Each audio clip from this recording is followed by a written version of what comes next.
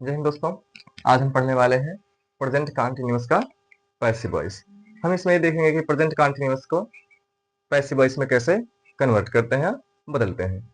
तो present continuous का पहले एक्टिव वॉइस, वही नॉर्मली जो सेंटेंस होता है प्रेजेंट कंटीन्यूअस का वही एक्टिव वॉइस होता है, बस उसमें ऑब्जेक्ट दिया रहना चाहिए। यदि ऑब्जेक्ट दिया रहेगा तो हम उसका पैसिव वॉइस बना लेंगे। बिना ऑब्जेक्ट के पैसिव वॉइस नहीं बनेगा, क्योंकि पैसिव वॉइस में हम जो है ऑब्जेक्ट को ही प्रधान बनाते हैं, ऑब्जेक्ट को ही मेन लिखते हैं।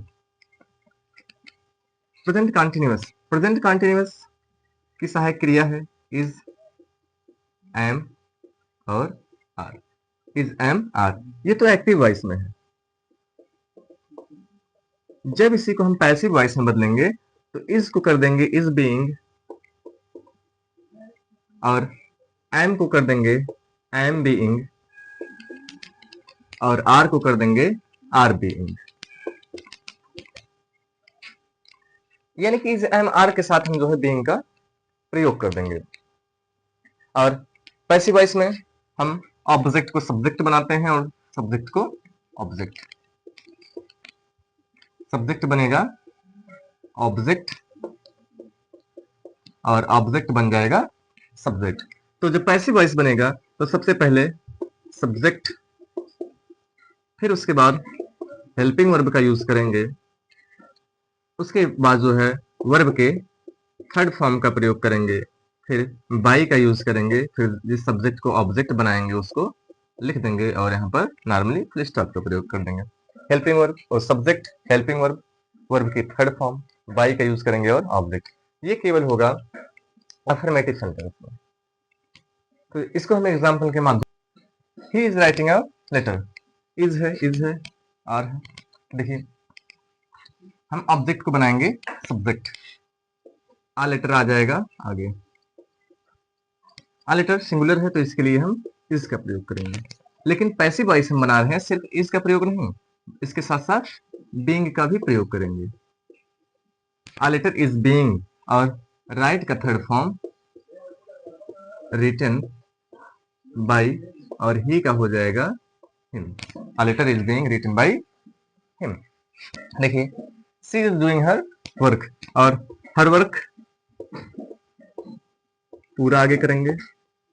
और एक बात ध्यान रहे, यहाँ पर हर वर्क है, सी वर्क आप नहीं करेंगे, ये पूरा हर वर्क ही ऑब्जेक्ट है। ऐसा ना हो कि आप यहाँ पर कर दें सी वर्क, ठीक, क्योंकि सी का ऑब्जेक्टिव केस हर होता है, तो आप यहाँ पर लेकर चले आए। यहाँ इसके हिसाब से, सी के हिसाब से यहाँ पर जो है हर का यूज हुआ है। तो हर वर्क सिंगुलर है तो इज बीइंग डन बाय, और सी का हो जाएगा objective case her. You are not inviting us, तो अस का ऑब्जेक्ट सब्जेक्टिव केस हो जाएगा वी, और वी के लिए जो हो जाएगा यहाँ पर आर, यहाँ पर यूज करेंगे बीइंग का, यू आर बीइंग, और इनवाइट का हो जाएगा इनवाइटेड बाय, यू का ऑब्जेक्टिव भी यू ही होगा। She is not beating Tom, Tom object है, यहाँ देखिए सजीव भी ऑब्जेक्ट के रूप में यूज हुआ है, तो टॉम को हम करेंगे आगे। टॉम सिंगुलर है तो is being, Tom is being, और यहां देखिए नॉट है, जैसा कि हम बता चुके हैं आपको। यदि पैसिव वॉइस बनाते समय या एक्टिव वॉइस ही बनाते समय यदि हेल्पिंग वर्ब में दो शब्द है, यदि हेल्पिंग वर्ब में दो शब्द है तो दोनों के बीच में जो है नॉट का यूज होगा, तो इसको हम हटा करके जो है यहाँ नॉट लगाएंगे, तब जो है यहाँ पर बीइंग का प्रयोग करेंगे। Tom is not being, beat का हो जाएगा बीटन बाई, और सी का ऑब्जेक्टिव हर हो जाएगा। Tom is not being beaten by her. तो कुछ इंट्रोगेटिव और नेगेटिव के भी एग्जाम्पल देख लेते हैं। आर दे टेलिंग अ लाई, ये सेनोटाइप इंट्रोगेटिव हो गया है। तो यदि इसमें हेल्पिंग वर्ब पहले है तो पैसिव में भी हेल्पिंग वर्ब पहले होगा, बस ध्यान यही रहे यदि दो शब्द है एक शब्द पहले रहेगा। तो यहाँ पर आर है, यहाँ दे के लिए जो है आर का जो है यूज हुआ है, लेकिन यहाँ आ लाई है, ये सिंगुलर है और इसके लिए इज का यूज होगा। जैसे इज। अब ऑब्जेक्ट को सब्जेक्ट बनाकर हम यहाँ लिख देंगे, इज अलाइव यहाँ पर हो जाएगा बीइंग, और टेल का हो जाएगा टोल्ड, बाई दे का हो जाएगा objective them. Is alive being told by them.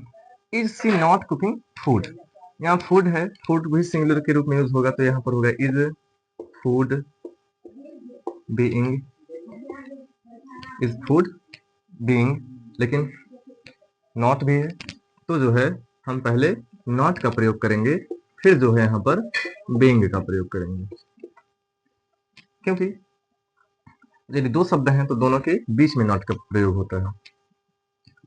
Is food not being, और कुकिंग का हो जाएगा cooked,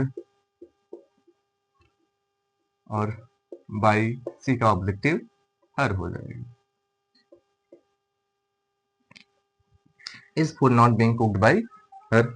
who is singing a song, who वाले शब्द को हम बाई होम में चेंज करते हैं, बाई होम। अब जो है यहाँ पर आ सॉन्ग को सब्जेक्ट बनाएंगे, आ सॉन्ग है तो यहाँ पर इज लगेगा, फिर यहाँ पर आ सॉन्ग लिखेंगे, फिर बीइंग का यूज होगा, और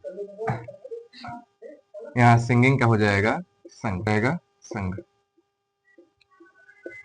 question mark. By whom is a song being sung, और who is calling the servant, the servant है, सर्वेंट के लिए भी इसका यूज होगा, तो हु को सिंपली हम चेंज करेंगे पैसे में बाई होम में,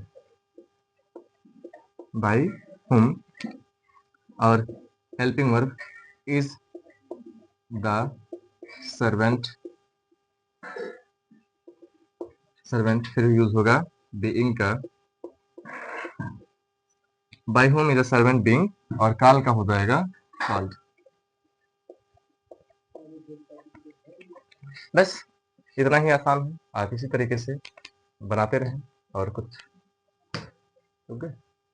और आप अपनी बुक से भी कुछ एग्जाम्पल कर सकते हैं। ये हम पढ़ा रहे हैं इंग्लिश एक्सीलेंट क्लास 10th की बुक से, और आप उसमें से एक्सरसाइज कर सकते हैं। जो एक्सरसाइज आपको कुछ समझ में ना आए, आप उसको कमेंट बॉक्स में लिख सकते हैं। धन्यवाद।